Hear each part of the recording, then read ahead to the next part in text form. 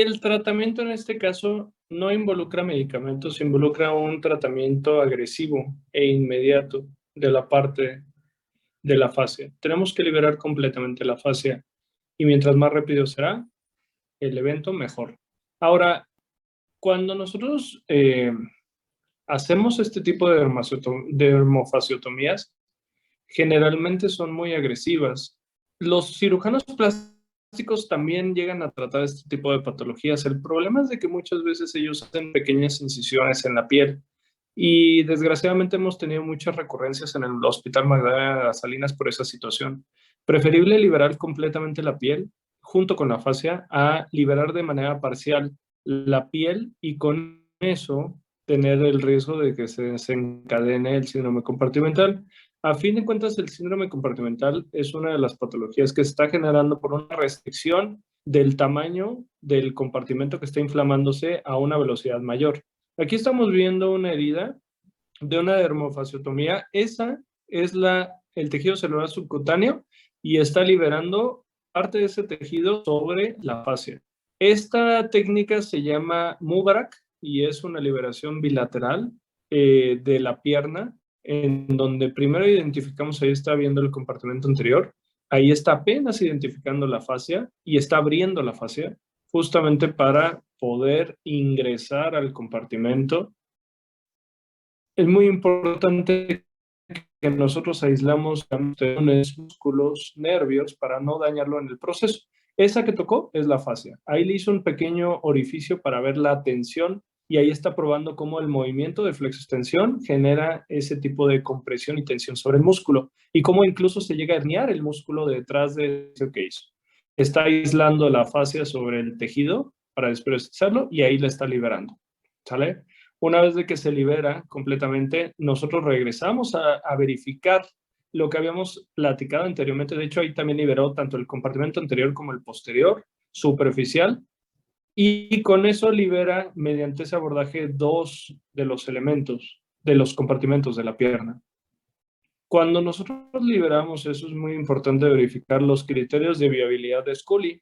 Anteriormente les había dicho que hay una contracción que se está viendo ahí, que la consistencia del músculo tiene que estar presente. Cuando agarra con las pinzas se contrae y no se viene. Tiene que haber una capacidad de sangrado y tiene que haber una coloración rojiza. Esos son los 4 criterios de Scully para la viabilidad de los tejidos. Entonces ya liberó 2 de los compartimentos de la pierna. Incluso si se dan cuenta, la pierna ya se siente más blandita. En ese caso se ve más blandita cuando lo toca el cirujano. Y ahí está ubicando la cabeza del peroné para poder realizar la segunda incisión, perdón. Entonces, una vez de que realiza otro tipo de herida, empieza a ingresar sobre los músculos para poder liberar completamente el compartimento.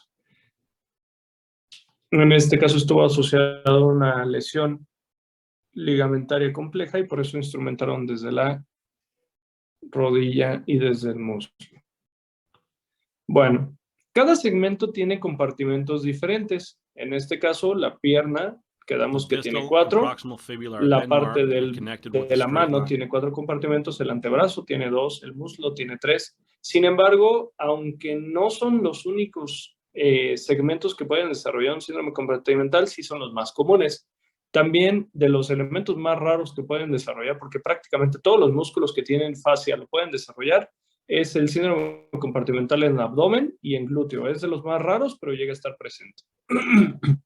Ahora, ¿qué pasa si no se detecta inmediatamente este tipo de problema? El compartimento que está afectado se va a morir, va a haber una necrosis de sus músculos y eso va a condicionar una contractura irreversible. Y eso es derivado del daño muscular. Esta contractura generalmente anteriormente se llamaba contractura isquémica de Volkmann, pero también va a ir secundaria a una fibrosis de todo el compartimento que se dañó. El punto no es tanto las secuelas musculares y mecánicas que genere, sino las consecuencias metabólicas que pueden desencadenar incluso la muerte del paciente, ¿sale? Y aquí es donde nosotros entramos a la rhabdomiólisis. Entonces voy a salirme tantito para platicar un poco con ustedes. En traumatología o en todas las especialidades quirúrgicas a veces tenemos un problema muy grande. Nuestro ego pesa más que lo que realmente debemos de hacer. En hospitales de alta especialidad o muy especializados, tenemos muchas veces esos problemas porque creemos que podemos superar las condiciones que otros hospitales quizá con menos recursos pueden hacer. Yo me acuerdo cuando estaba como R3, estaba en una guardia en la cual estaba, cuando eres R3 en Magdalena anteriormente, te asignaban salas quirúrgicas y todos los R3 estaban en quirófano operando, el R4 se metía procedimientos muy específicos que quería y el adscrito firmaba para que nosotros operáramos, nada más. Entonces, nosotros estábamos de guardia, estábamos viendo que íbamos a operar y en eso llega un paciente traído por ambulancia, por paramédicos, ya llegando al área de observación, que es donde tenemos a los pacientes que vamos a operar, y venía con todo el brazo lleno de compresas. Resulta que era un trabajador de Comisión Federal que estaba en un poste y al momento de estar trabajando se libera uno de los cables y el cable se le enreda en todo el brazo y se jala al momento de que se cae. Entonces todos los tejidos se denudaron y generaron, pues afortunadamente ninguna fractura, pero todo el brazo de aquí para acá como guante salió. Entonces los paramédicos llegaron, le bajaron el guante, le pusieron compresas y lo llevaron para allá. El problema de todo esto fue que cuando llega, yo lo estoy preparando para amputar, porque me tocaba a mí, desgraciadamente o afortunadamente, me tocaban muchas amputaciones. Y entonces yo estaba preparando al paciente para amputación y llega el adscrito y me dice, no, claro que no, que como crees, que esto, que lo otro, vamos a salvar. Porque un tercer nivel y nosotros tenemos la capacidad de bla, bla, bla. Lo metí en oración, hicimos una reconexión de múltiples músculos, todos con los criterios de Scully, todos estaban desvitalizados. No había pulsos, no había tejidos, prácticamente como cuando tú agarras un buen corte de carne y le pegas el cuchillo y lo bajas, así limpiecito, simplemente con el sangrado residual de todo ese proceso. Entonces, yo seguía insistiendo en amputarlo, en desarticularlo, desde aquí quitarle todo el brazo, y el médico adscrito no quiso. Entonces, a veces tenemos que entender que pues la jerarquía manda en este tipo de procesos. Hicimos la reinserción de muchos músculos, esperamos a que se delimitara el daño y pusimos fijadores externos para mantener el brazo por la lesión ligamentaria múltiple, porque no traía ninguna fractura, o las fracturas que eran mínimas, traía una pequeña muñeca, no me acuerdo. Pero realmente la fractura era lo de menos. El paciente sube al servicio de poliexpuestas y politraumatizados, que es como la élite de trauma, y al día siguiente pasaron visitas, no, sí, todo está muy bien, me hicieron subir a presentarlo, no se preocupen, lo vamos a salvar. En el transcurso del día, las 8 horas siguientes, desarrolla falla renal severa. Interconsultan a medicina interna, pero para ese entonces, cuando llegó el internista, pues ya había fallecido. ¿Qué fue lo que pasó? El paciente desarrolló una lesión muscular tan severa que condicionó un proceso de rhabdomiólisis. Y al momento de no desarticular el brazo, lo que nosotros conseguimos simplemente es mantener ese daño inflamatorio tan severo cerca de su cuerpo y con la conexión para que pudiera seguir manifestándose, y el riñón en algún momento terminó en falla renal. La complicación más severa de los procesos inflamatorios en el cuerpo es eso, el daño muscular que condiciona falla renal, alteraciones en el potasio y alteraciones en el calcio. Entonces, este paciente quizá hubiera vivido, quizá, no sé, quizá lo desarticulamos y aún así genera la falla renal, ¿no? No sabemos, pero quitando el brazo, hemos visto muchas veces casos en los que el paciente está empeorando, lo amputamos y empieza a mejorar, porque ya no tiene la lesión que estaba afectando ese segmento. La sobrecarga metabólica es tan severa y los proinflamatorios son tan severos que condicionan esta situación. Entonces, quizá eso le hubiera cambiado la vida, ¿no? No sabemos. Regresando a la exposición, les quiero hablar un poquito sobre síndrome compartimental y las consecuencias que generan el que no se detecte a tiempo y que el daño muscular sea muy severo. Entonces, la rhabdomiólisis es una lesión y destrucción celular muy severa en la cual la sarcómera va a liberar mioglobina y esto va a condicionar la falla renal aguda. Recordemos que el 40% de nuestro organismo es masa corporal y este tipo de elementos puede generar una mortalidad hasta de un 40 a 50%. Ya sea que el proceso inflamatorio haya iniciado por una compresión, una isquemia derivada de un síndrome compartimental o una mala reperfusión después de un torniquete o alguna lesión que genera una isquemia vascular, se van a generar un aumento en la disminución del ATP que se produce. Con ello va a haber proinflamatorios que se van a estar generando, lo cual va a activar enzimas, tanto musculares como en torrente sanguíneo, como las proteasas, fosforilasas, nucleasas, y esto va a desencadenar un exceso de radicales libres. Todo proceso inflamatorio sistémico, recordando que en el organismo genera taquicardia, genera aumento de la temperatura y genera un aumento de los polimorfonucleares. Al momento de que el organismo no tiene la capacidad para regular el ciclo anaerobio de obtención de ATP con respecto al aeróbico, entonces va a generar un daño muscular. Esto es derivado de que un síndrome de una incapacidad para obtener ATP no puede durar más de 5 horas, como habíamos platicado anteriormente, y a partir de las 3 horas ya empieza un daño parcial. Entonces, cuando hay una lesión muscular, los radicales libres van a generar este proceso inflamatorio severo. ¿Cuál es la consecuencia directa de presentar este tipo de patologías? La primera es, una vez que la célula muscular, la sarcómera, que es la unidad funcional del músculo, la sarcómera, se va a destruir, todos los elementos, electrolitos y metabolitos que están dentro se van a liberar al torrente sanguíneo. Por ende, va a haber una elevación de calcio, potasio y fosfatos. El calcio, afortunadamente, bien o mal, no genera tantas alteraciones. Sin embargo, el potasio sí. El potasio, cuando se eleva, ¿qué es lo que causa?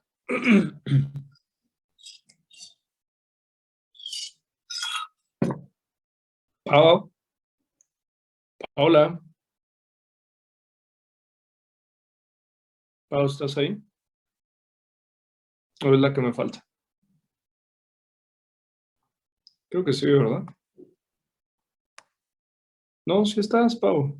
Paola.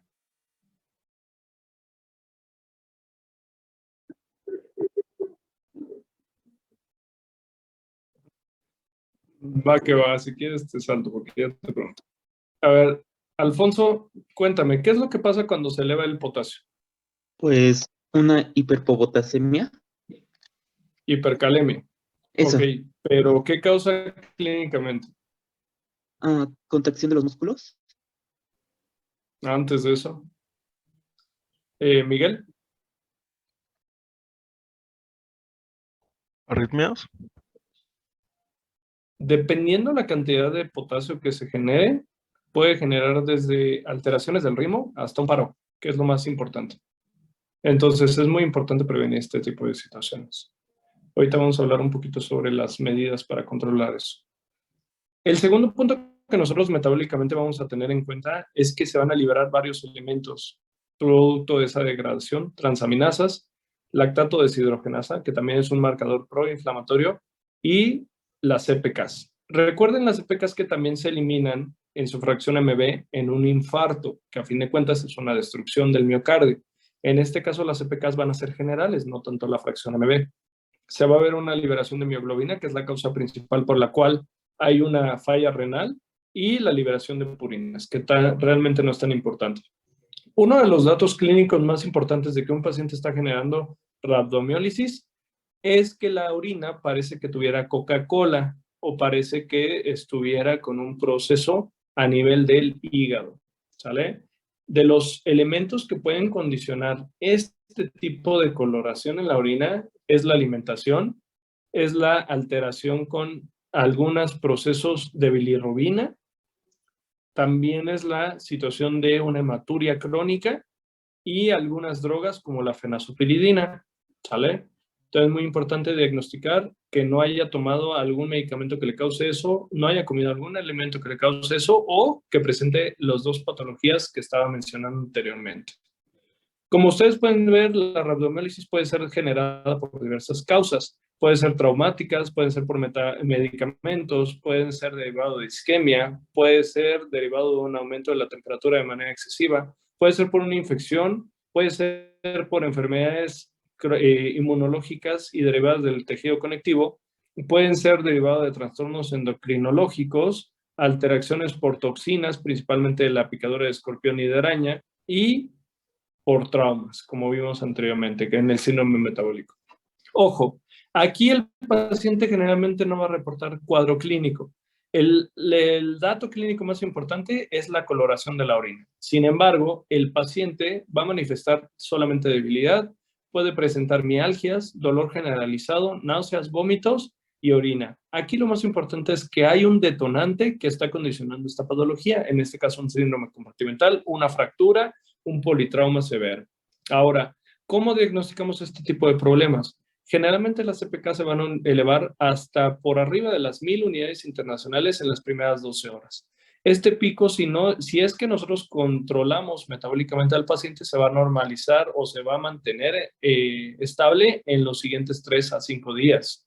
Otro de los datos importantes, como ya vimos entonces, sería los electrolitos séricos para determinar la cantidad de potasio, la función renal que se mide a partir de la urea, la creatinina, la depuración de orina en 24 horas, el ácido úrico como marcador indirecto de este problema. Y aquí nosotros podemos ver una escala en la cual en el eje de las X nosotros colocamos el tiempo que está evolucionando la patología con respecto al eje de las Y, donde la elevación de las CPKs va a estar presente. Mientras más pase un proceso inflamatorio, en este caso asociándolo a un síndrome compartimental, más se va a elevar las CPKs. Va a llegar un momento en el que estas empiecen a estabilizarse en las primeras 24 a 36 horas. Si es que nosotros el proceso de síndrome compartimental lo detectamos a tiempo y generamos una liberación de los compartimentos, esta concentración de CPKs va a empezar a disminuir, normalizándose hasta los 3 a 5 días. Y sin embargo, si nosotros no la detectamos a tiempo y se desarrolla el síndrome compartimental con la rabdomiólisis establecida, va a continuar el aumento hasta un pico doble haciendo una segunda curva. Ahora, recordando un poquito de la orina, esta tiene características muy específicas. No me voy a meter tanto en esto porque es tema de otra situación, pero estas serían las alteraciones que nosotros veríamos en la orina cuando nosotros detectamos rabdomiólisis. Lo más importante sería proteinuria, derivada de la mioglobina que se está eliminando por riñón, y la coloración que está presentando, que sería oscuro amarronado. Ahora, el tratamiento va en conjunto de diversos elementos. El más importante es prevenir la falla renal, que es lo que va a condicionar la muerte inmediata del paciente. Y en segundo, tratar la causa.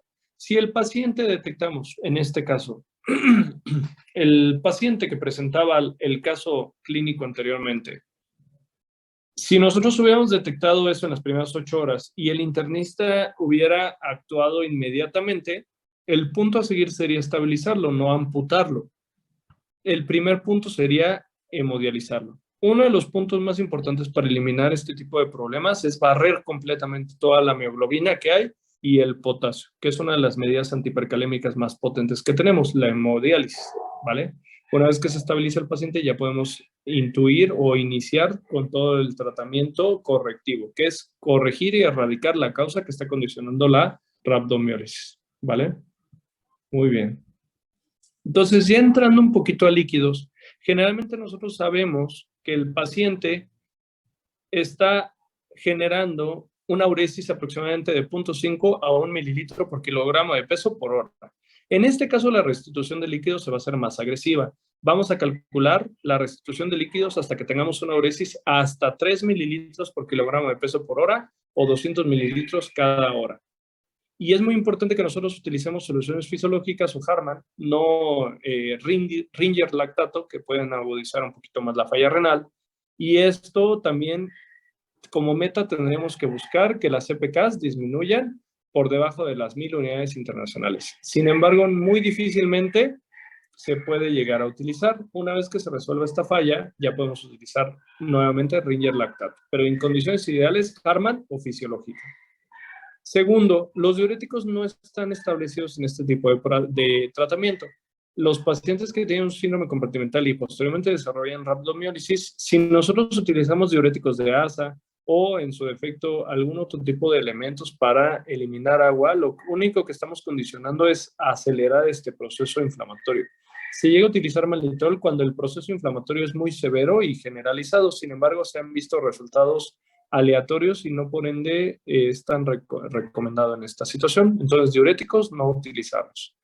Hasta ahorita solamente llevamos la restitución de líquidos y la tercera, la diálisis. Mientras más rápido se realice la hemodiálisis, mejor será para el paciente. Una de las indicaciones más importantes cuando se presenta rhabdomiólisis es que el paciente presente hipercalemia, que presente anuria a pesar de la sobrecarga hídrica. Y otro punto muy importante, cuando se liberan todos estos factores y tanto radical libre, van a generar una acidosis metabólica, la cual no va a corregir ante correcciones básicas de bicarbonato y otros elementos. Entonces, aquí también se indica una diálisis de manera correctiva. Y vamos a entrar un poquito con respecto a la parte del potasio, porque eso es muy importante. ¿Qué medidas de antihipercalémicas conocen? Sabemos que el potasio, cuando está por arriba de 5.5 hasta 5.9, va a ser una hipercalemia leve, moderada va a ser de 6 a 6.4 y severa de más de 6.5 milequivalentes sobre mililitro. Pero ustedes en la experiencia que han tenido en los hospitales o otras clases, ¿qué medidas han visto que utilizan para controlar el potasio?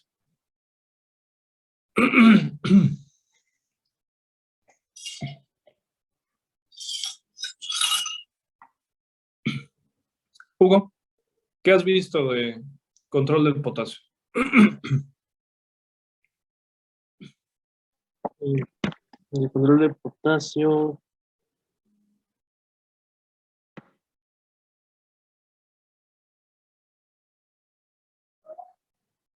No, no he visto eso.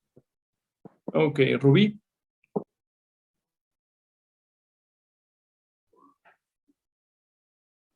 No recuerdo, doctor. Ok. Todas estas cosas que quizás están viendo, porque una cosa muy importante, ninguna materia va a estar aislada. Trauma se relaciona con muchas cosas, medicina interna con otras. Cada una de las materias le pueden sacar provecho a muchas situaciones. Necesitan ver todas las deficiencias que tienen porque ustedes la tienen bien gruesa. Están saliendo de una formación médica en línea. Entonces, todos los conocimientos, al menos los conocimientos los tienen que tener súper frescos. Quizá no sabrán poner una sonda porque no lo han visto en un hospital o porque no lo han hecho, pero saben la teoría o saben por qué pasa una u otra patología. Entonces, la única manera en la que se defiendan ustedes es por medio de que sepan todas las cosas que no vayan sabiendo, anótenlas y repásenlas cada que terminen una clase, porque es la única manera en la que se queda, asociarlas a algo. Como no sé si les había comentado anteriormente, traten de hacer programación, identifiquen cuando están estudiando un movimiento específico para que lo asocien a esa situación, ¿no? Líquidos, glucosa, electrolitos, control del sangrado como choque hipovolémico, ATLS, ACLS es básico para su internado. Gineco, básico para su internado. Entonces, para que vayan repasando esas cosas. De los manejos más comunes para el potasio, generalmente son el salbutamol. El salbutamol como efecto secundario genera el barrido de ese elemento. No tanto que haga un barrido, sino como que aumenta el metabolismo para meter el potasio hacia la célula. En este caso, en ese intercambio, no es tan eficiente para disminuir el potasio, pero lo llega a controlar. Entonces, se recomienda solamente ante hipercalemia leve, porque desgraciadamente después de una dosis excesiva de salbutamol vamos a encontrar un efecto secundario. Recuerden que es un beta adrenérgico. ¿Y cuál es el efecto secundario que vamos a encontrar en el exceso de salbutamol? ¿Alguien sabe? ¿Sam?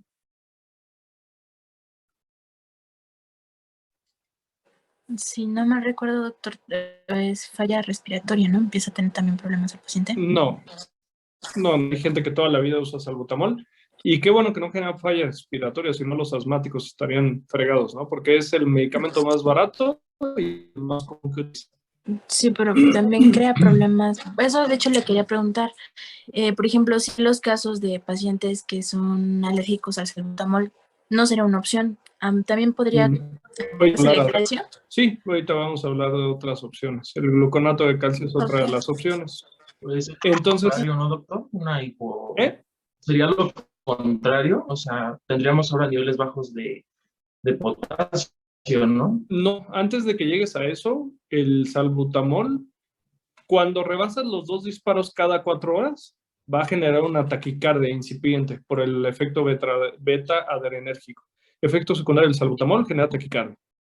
Y recuerden que una taquicardia por arriba de los 130 ya no está compensando y puede generar otro tipo de arritmias y alteraciones del ritmo. Entonces, no puede sobrepasar los 130 frecuencia de latidos por minuto, ¿sale? Entonces, salbutamol no se utiliza si está generando taquicardia.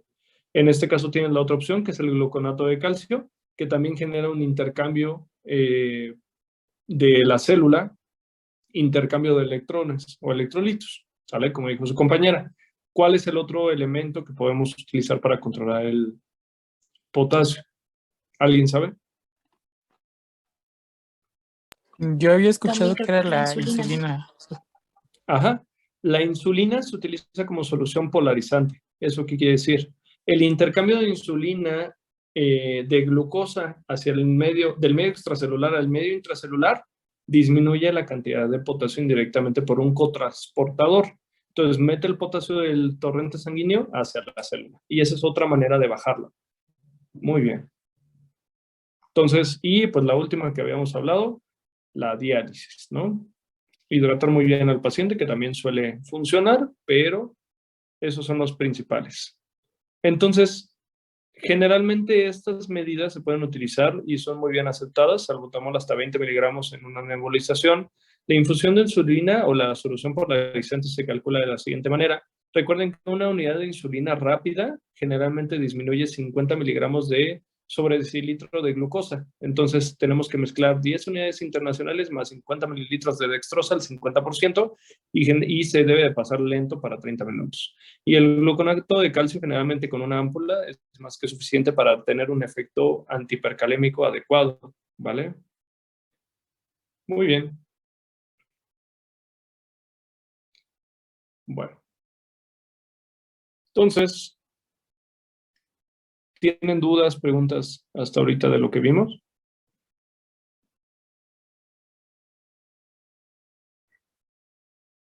¿No? ¿Todo bien? Bueno, entonces, la siguiente exposición va a ser sobre lesiones de columna.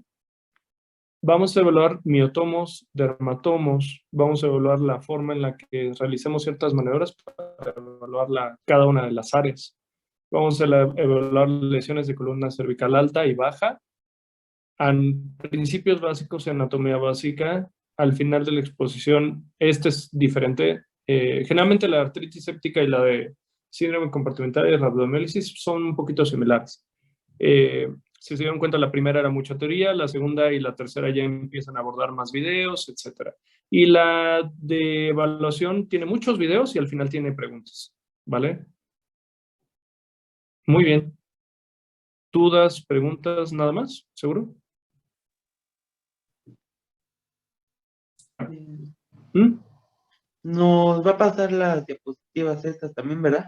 Sí, todas las exposiciones que yo les llegue a dar, se las voy a pasar. No se preocupen. Me interesa más que pongan atención. Y, bueno, generalmente la mayoría de las cosas es lo que yo digo o lo que voy diciendo. Entonces, no toda la información está en las exposiciones. Como que traten de captar esas ideas. Y en relación a lo de los libros, ahorita que bueno que me acuerdo, ahorita vuelvo a cargar porque muchos de los libros son muy pesados y se están tardando. Pero ahorita pongo el iPad, ahorita sí tengo tiempo para quedarme aquí y que puedan ver esa parte, ¿no? Conforme se vayan liberando espacios, a lo mejor algunos los llevo a cirugías conforme vayamos avanzando en el semestre, para que me digan quién les interesa y les gustaría entrar a esa parte, ¿no? Muy bien, chavos. Cuídense mucho y entonces nos vemos el día jueves, ¿verdad? De las 3:30 de la tarde, ¿verdad? Aproximadamente. Muy bien. Que estén muy bien. Hasta luego. Gracias. Gracias, Buenas doctor. noches, doctor.